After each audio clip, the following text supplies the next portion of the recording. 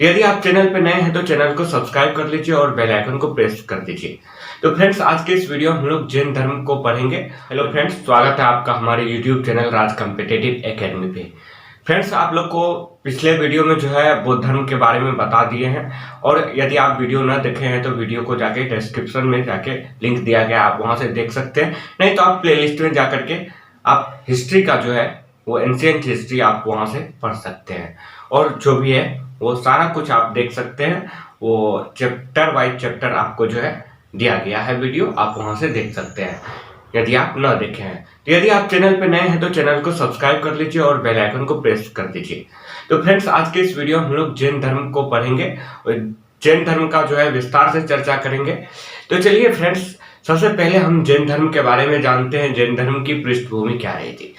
देखिए, आपको बताए थे कि वैदिक सभ्यता के बाद जो है कुछ दो धर्मों का जो है उदय होता है, बौद्ध धर्म और जैन धर्म, और एक तरफ जो है महाजनपद काल चलता है।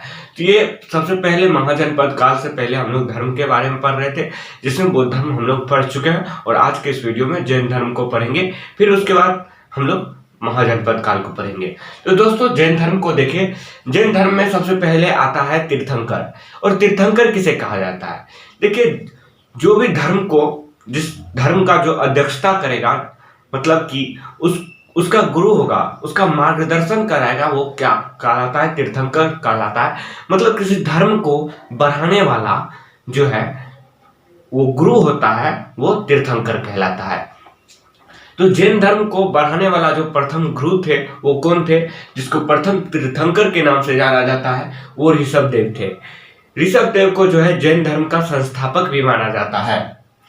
और अब फिर देखते हैं, उसके बाद आ जाते हैं 22वें तीर्थंकर। देखिए फ्रेंड्स, यहाँ 22वें तीर्थंकर पर इसलिए आए क्योंकि देखिए फ्रेंड्स, जैन धर्म में कुल 4 तीर्थंकर महत्वपूर्ण है।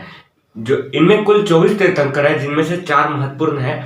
इन चारों के बारे में हम लोग पढ़ेंगे, और बाकी जो 20 तीर्थंकर हैं इसके बारे में जो है पूरी जानकारी नहीं मिलती है, और ना ही किसी एग्जाम में पूछा जाता है।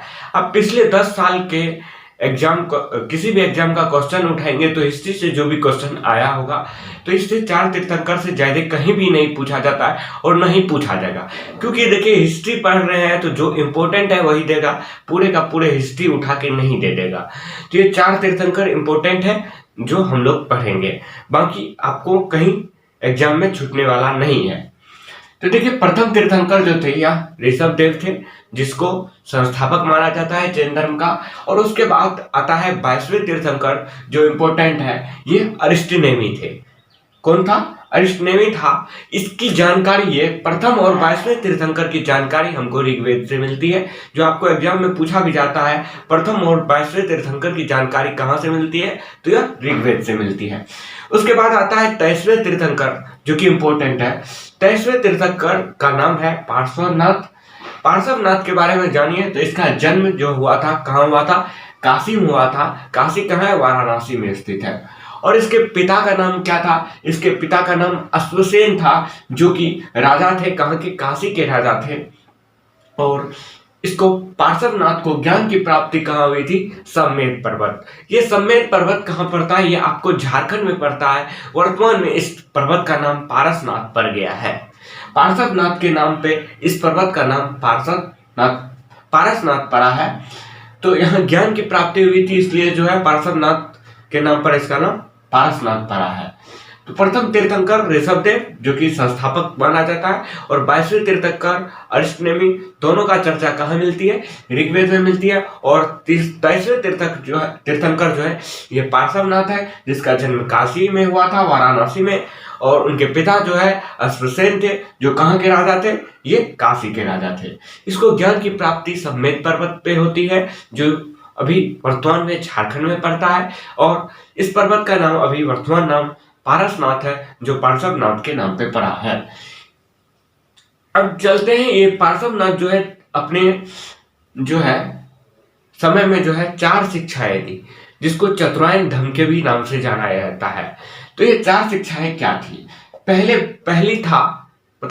था सत्य, दूसरा था अहिंसा, और तीसरा था असत्य, और चौथा था अपरिग्रह। ये 4 शिक्षाएं पार्श्वनाथ ने दी थी अपने समय। सत्य के बारे में आप परिचित है, सत्य बोलना चाहिए। अहिंसा के बारे में आप परिचित है, जो हिंसा नहीं करता है, मतलब मारधार में विश्वास नहीं रखता है, वो जो है अहिंसावादी कहलाता है।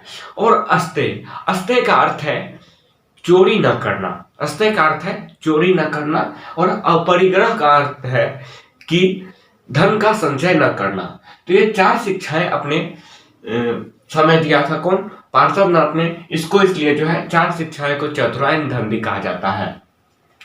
उसके बाद आता है आपको 24वें तीर्थंकर, जो महावीर स्वामी होते हैं। इसको 24वें तीर्थंकर और इसको वास्तविक संस्थापक के रूप में जाना जाता है। तो ये जो चतुरायन धर्म ये पार्श्वनाथ देखे गए थे, उसमें एक चीज इसने और जोड़ दिया। क्या जोड़ दिया? इसने 5वां एक शिक्षाएं जोड़ दी, ब्रह्मचर्य। मतलब मोक्ष की प्राप्ति के लिए जो है ब्रह्मचर्य धारण। ब्रह्मचर्य मतलब कहीं भी जंगल में जाके जो है भूख प्यास सब कुछ त्याग करके जो है वो भक्ति में लीन हो जाना, ये ब्रह्मचर्य कहा जाता है। तो ये 4 शिक्षाएं में एक ऐड और कर दिया गया, 5वां ब्रह्मचर्य। तो महावीर स्वामी जो है ये 5 शिक्षाएं दी, ये 4 में एक और ऐड कर दिया गया, जो कि ब्रह्मचर्य था, इसलिए इसको 5वां महाव्रत भी कहा जाता है। महावीर स्वामी द्वारा दिए गए जो शिक्षाएं थी उसको 5वां महाव्रत भी कहा जाता है, या पंचायन धर्म भी कहा जाता है। इसको चतुरायन धर्म बोले थे, और महावीर स्वामी जो आकर के एक और ऐड कर दिए, उसको पंचायन धर्म कहते हैं। तो अभी तक आप लोग क्या पढ़े? प्रथम तीर्थंकर ऋषभ देव थे, और 22वें तीर्थंकर जो थे वे अरिष्टनेमि थे। दोनों की जो है कहाँ हमको चर्चा मिलती है, ऋग्वेद में मिलती है। और 23वें तीर्थंकर पार्श्वनाथ थे, जिसको जो है ज्ञान की प्राप्ति कहाँ हुई थी? सम्मेद पर्वत में। अभी वर्तमान नाम उसका पारसनाथ है। और 24वें तीर्थंकर ये महावीर स्वामी थे। पार्श्वनाथ ने 4 धर्म दिए थे, मतलब 4 शिक्षाएं दी थी, सत्य, अहिंसा, अस्तेय और अपरिग्रह। और 5वें आकर के ब्रह्मचर्य को किसने जोड़ा? ये महावीर स्वामी के बाद आकर के जोड़े। तो ये पूरे जैन धर्म में महावीर स्वामी सबसे इंपॉर्टेंट बनता है, क्योंकि यह वास्तविक संस्थापक थे। अब ये वास्तविक संस्थापक क्यों थे? देखिए, क्योंकि इनके समय जो है जैन धर्म का विस्तार काफी हुआ। इसके समय जैन धर्म का विस्तार काफी हुआ, देश विदेश में फैले, इसलिए जो है इसको वास्तविक संस्थापक के रूप में माना जाता है। और संस्थापक के रूप में जो प्रथम तीर्थंकर थे ऋषभ देव, उसको माना जाता है। तो आइए अब हम लोग महावीर स्वामी के बारे में जानते हैं। तो दोस्तों, महावीर स्वामी का जन्म 540 बीसी वैशाली के कुंडा ग्राम में हुआ था, और उसके बचपन का नाम वर्धमान था। बाद में आकर के ये महावीर कहलाते हैं। जब इसको ज्ञान की प्राप्ति हो जाता है तो तब इसको महावीर कहा जाता है। इसके पिता का नाम सिद्धार्थ था, और इसकी माता का नाम त्रिशला था। एक चीज यहाँ से आपको एग्जाम में पूछा जाता है, इनके पिता जो सिद्धार्थ थे ये किस कुल के थे, किस वंश के थे? तो ये आप लोग याद रखिएगा, ज्ञात्रिक कुल के थे। किस कुल के थे? ज्ञात्रिक कुल के थे।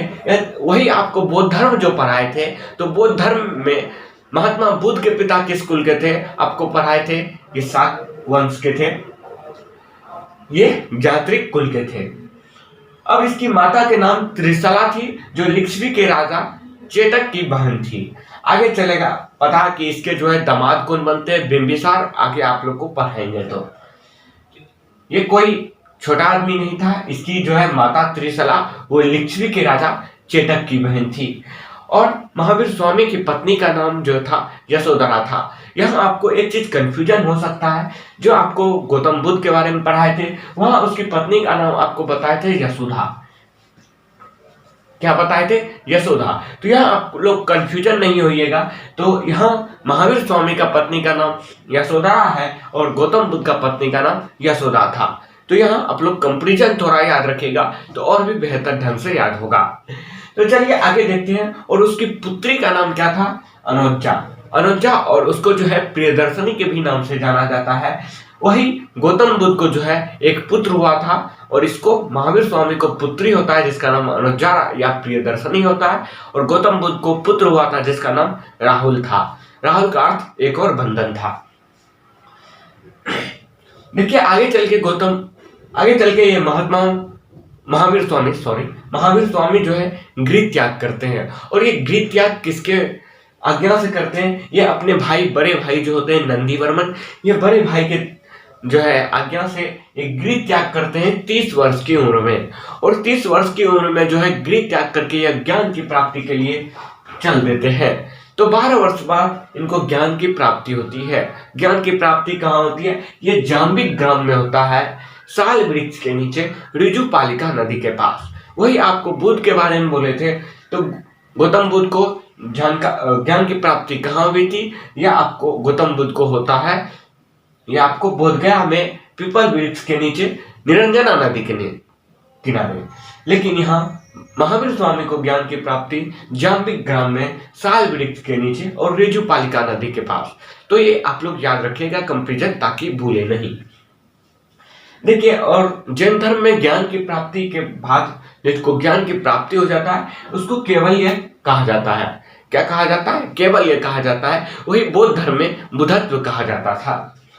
अब देखिए, जैन धर्म में जो है महावीर स्वामी कुछ अपने उपदेश दिए और शिक्षाएं दिए थे। तो प्रथम उपदेश जो दिया गया था ये मगध की राजधानी राजगिरी में दिया गया था, जो कि आपको मगध की राजधानी राजगिरी में प्रथम बौद्ध संगति के बारे में आप लोग को बताए थे। और प्रथम शिष्य जो बने थे, उनके प्रथम शिष्य बनते हैं महावीर स्वामी के जमाली। कौन? जमाली। तो एग्जाम में पूछा जाता है, तो यहाँ याद रखिएगा। महावीर स्वामी ने कहा था कि संसार दुखमय से भरा है, और इस दुख का कारण क्या है? कर्म फल है। अर्थात जो हम लोग कर्म करते हैं उसके आधार पे हमको दुख मिलता है। तो इस दुखमय से जो है मुक्त होने के लिए 3 मार्ग हैं। इसने त्रिरत्न दिया था, वही आपको बुद्ध धर्म में बताए थे। 3 त्रिरत्न दिया गया था, बुद्ध धर्म और संघ। लेकिन यहाँ जो त्रिरत्न दिया गया था ये उनसे अलग था। ये क्या था? पहला था सम्यक दर्शन, और दूसरा था सम्यक ज्ञान, और तीसरा था सम्यक आचरण। तो सम्यक दर्शन से क्या तात्पर्य है? मतलब कि सत्य, सम्यक अर्थात सत्य में विश्वास जो है सम्यक दर्शन कहलाता है। मतलब आपका जो विश्वास सत्य के प्रति रहना चाहिए। दूसरा है सम्यक ज्ञान, आपको जो है वास्तविक ज्ञान होना चाहिए। तीसरा है सम्यक आचरण। यहाँ आचरण का अर्थ ये नहीं होता है कि आप बिहेवियर आपका कैसा। यहाँ आचरण का अर्थ है आप सुख का समय हो या दुख का समय हो, आप एक ही अवस्था में रहेंगे, आप अपना अवस्था न बदलेंगे। अर्थात जब आपको सुख की घड़ी हो या दुख की घड़ी हो, आप में कोई परिवर्तन नहीं होना चाहिए।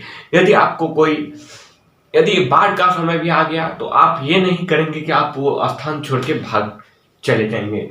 यदि आप ये 3 आचरण आपके अंदर होगा, 3 त्रिरत्न होगा, तो आपको मोक्ष की प्राप्ति हो जाएगा। मोक्ष हमको बौद्ध और हिंदू धर्म में अधिक देखने को मिलता है। यहाँ जो है यहाँ जो है त्रिरत्न दिया गया था, सम्यक दर्शन, सम्यक ज्ञान और सम्यक आचरण।